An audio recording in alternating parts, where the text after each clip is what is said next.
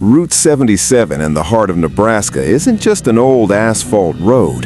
It's a thin thread cutting through a vast, endless sea of cornfields. It was past 2 a.m., and the darkness there wasn't just an absence of light. It was a heavy physical mass that choked the air and swallowed my car's weak headlights.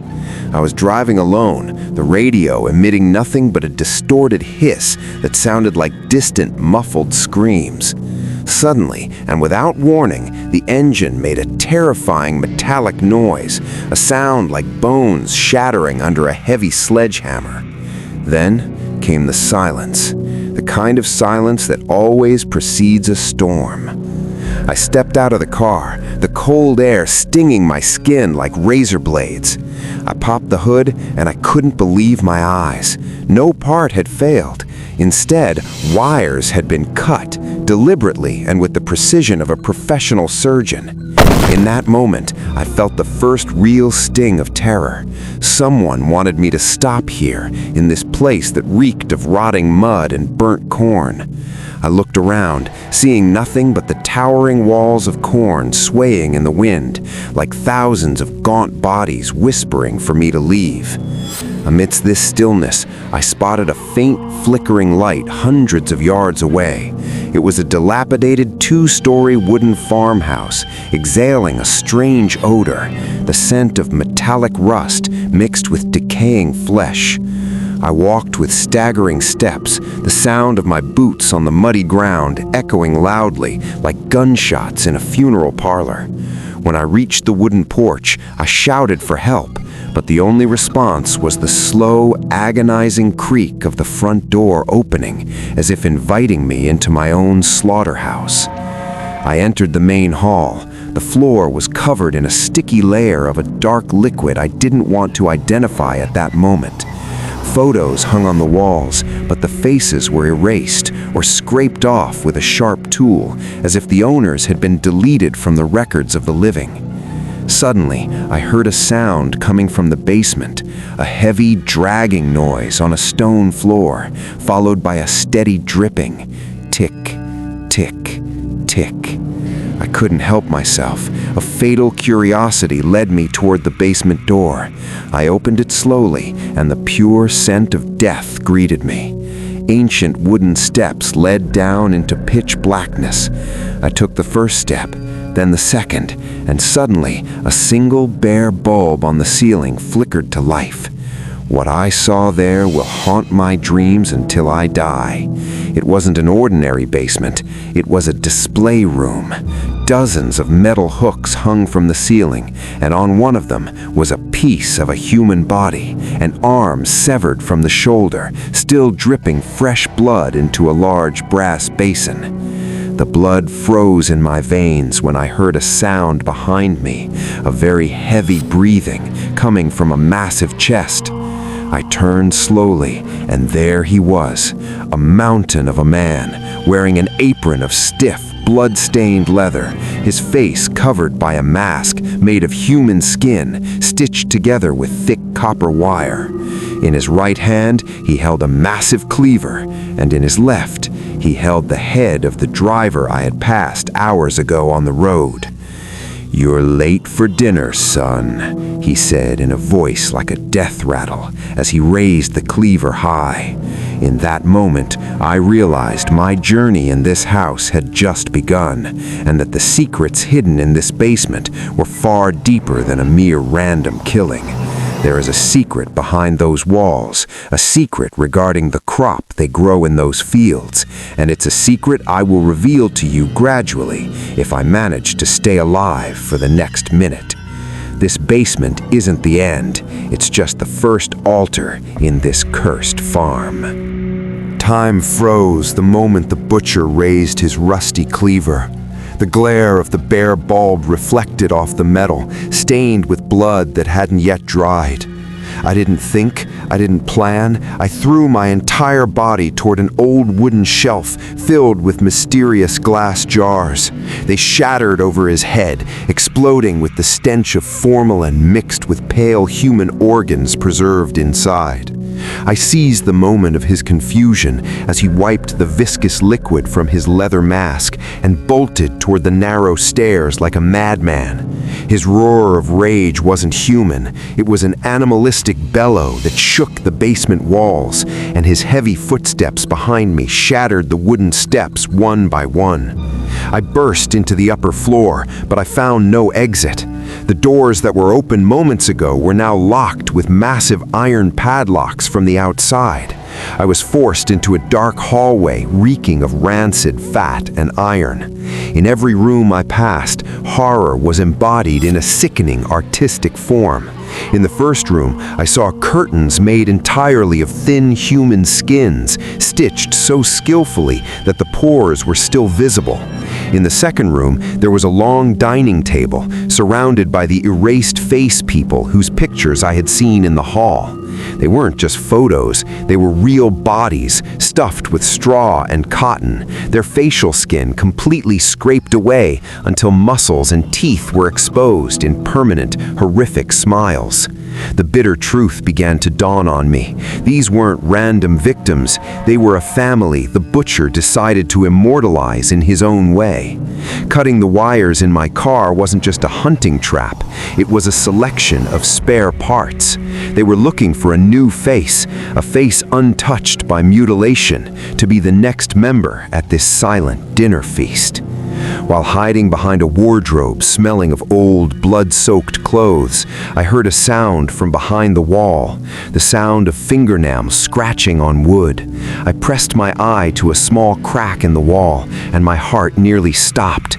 There was a girl, where what was left of her, chained with rusty shackles in the corner of the next room. Her tongue had been cut out, and her eyes were sewn shut with black silk thread, but she was nodding her head as if she could hear my thoughts.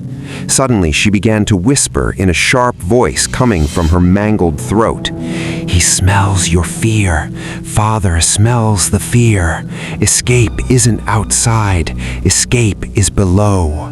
Before I could grasp her words, the wooden wall beside me shattered under a massive cleaver blow.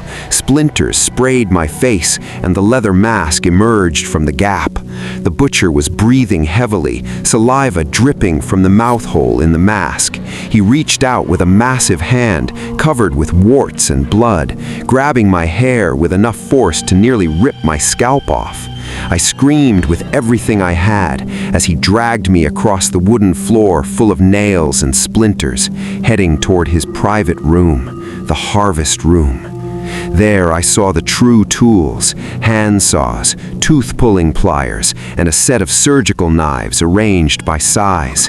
He lifted me and slammed me onto a metal table as cold as ice, then began strapping my wrists with thick leather belts. "You have beautiful eyes," he whispered in a voice like grinding stones. "They will be the best thing we put in Mother's head. She needs to see the world again." At that moment, as he prepared his electric chainsaw, which began to emit a sound that tore through the night silence, a thunderous scream erupted from the floor below, a scream that wasn't mine, but a call for something else dwelling beneath the farm. The butcher faltered for a second, leaving the saw running on the table, the metal vibrating and sparks flying. I realized then that the true mystery wasn't this killer, but the thing this killer served. The severed bodies and erased faces were merely offerings to a greater entity living deep in the soil beneath the cornfields. As the butcher headed for the door to investigate the source of the scream, I managed to free one hand, thanks to the slick blood that allowed my wrist to slide from the leather strap. I grabbed a small knife nearby, and instead of running, I stabbed my own shoulder to free the other hand from the binding stuck to my flesh. The pain was blinding, and my vision began to blur from blood loss, but instinct was stronger. I crawled toward the electric saw, still spinning with a terrifying hum, and placed it in the butcher's path. When he returned, charging with his massive frame, he didn't notice the saw waiting for his leg. The sound of tearing flesh and bone was music to my ears in that moment. He let out a shriek that shook the house to its foundation as a fountain of dark red blood erupted, covering my face and the walls. The butcher fell, and the signs of the end drew near, but I knew I wasn't alone. Dozens of echoes began emerging from behind the walls, faceless bodies crawling toward me in the dark, their missing eyes searching for a glimmer of light in my exhausted body. The blood pouring from my shoulder was hot enough to burn, while the electric saw continued to gnaw through the butcher's leg on the floor, making a sickening sound of bone crushing and tissue mashing. I didn't wait to see if he would die or attack again. At that moment, the wooden walls of the farmhouse began to moan. No, it wasn't a normal sound. The walls were emitting the muffled screams of past victims whose remains were buried inside the wooden cavities. I turned around and saw the echoes, those entities that were once human, emerging from cracks and shadows. They moved with unnatural, convulsive twitches, their limbs stitched with barbed wire, and their erased faces turned toward me as if sniffing the scent of my fresh blood. There was no exit to the main road. Every window was reinforced with rusty iron bars. I remembered the words of the girl with the severed tongue, "Escape is below." I ran back toward the basement, but this time I bypassed the butchery room. I found a heavy metal door hidden behind piles of blood-stained clothes. I forced it open, and the scent of death-soaked soil wafted out. It was a long tunnel dug beneath the cornfields, extending for hundreds of yards. I descended into it, and the tunnel walls were lined with human skulls, stacked with terrifying precision, their hollow eyes seeming to follow my movement through this hellish corridor. The further I went, the clearer the sound became, a massive thumping pulse coming from deep underground. I reached a vast circular hall directly beneath the center of the field. There, I saw Mother. She wasn't a human woman. She was a massive, grotesque mass of human limbs and erased faces fused together to form a single giant entity. She was the true crop the butcher was cultivating. She was breathing slowly, and in the center of her distorted face were two empty sockets waiting for my eyes. I finally understood the secret of the cut wires in my car. The hunt wasn't for pleasure. It was to feed this entity that ensured this farm remained hidden from the world. Suddenly, I felt cold metal against my neck. It was the butcher. He was crawling on his hands and his one remaining leg. The madness in his eyes transcended human limits. He stabbed me in the back with a small knife, and I fell to my knees before Mother. The echoes around me began to chant a horrific funeral dirge. As the butcher raised his blade to gouge out my eyes and present them as an offering, I remembered the lighter in my pocket. In a desperate move, I flicked it and threw it toward an old fuel tank sitting next to the entity to power the lamps. The room exploded in a deep crimson flame. Mother's scream was an earthquake that cracked the ground above us. The fire began to consume the dead limbs and erased faces. I seized the chaos, stabbed the butcher in his eye with what remained of my strength, and fled through the tunnel as the ceiling collapsed behind me. I emerged from a hole in the middle of the cornfield, flames leaping from underground, turning the farm and the house to ash in a cinematic, horrific scene under the moonlight. I ran toward the road, my body bleeding, my mind nearly exploding from shock. Finally, I saw the lights of a police car approaching. I waved my hands frantically, and the car stopped. The officer stepped out slowly, looking at me with a strange coldness. He didn't ask if I was okay. Instead, he looked at the burning farm and whispered, "You've ruined the harvest, son, and Mother doesn't like to go hungry." When the officer looked at me, I saw his face clearly under the flashlight.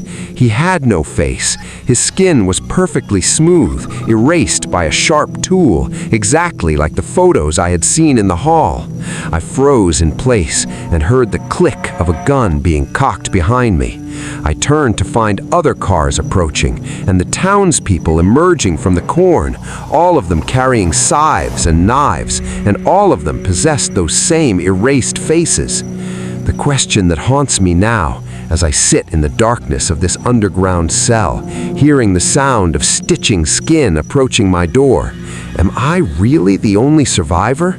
Or am I now turning into a new spare part for the face of the next officer who will stand on Route 77 waiting for another traveler whose car breaks down? Silence here doesn't mean safety. Silence means the needle has begun its work on my skin.